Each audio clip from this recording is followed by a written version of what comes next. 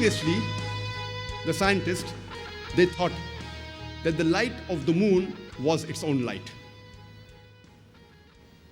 But Qur'an says in Surah Furqan, chapter number 25, verse number 61, blessed is he, that is Allah subhanahu wa ta'ala, who has made the constellations in the sky and placed therein sun, that is a lamp, having its own light, and moon, having borrowed light. The Arabic word used for the sun in the Quran, it is shams.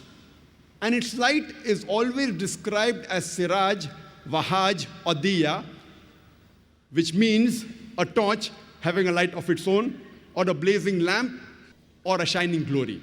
Always the light of the sun is described as wahaj, siraj, or diya, meaning a light of its own.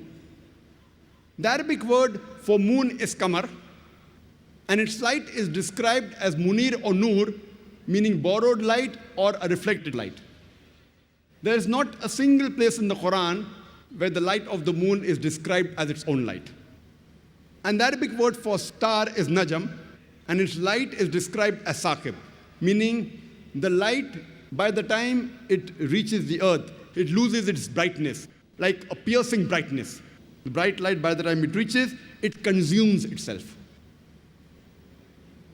And this message, that the sun has its own light, describing as wahaj, siraj, or diya, and the moon having borrowed light, that is munir, or reflection of nur, is mentioned in several places in the Quran, including Surah Yunus, chapter number 10, verse number 5, as well as Surah Nuh, chapter number 71, verse number 15 and 16.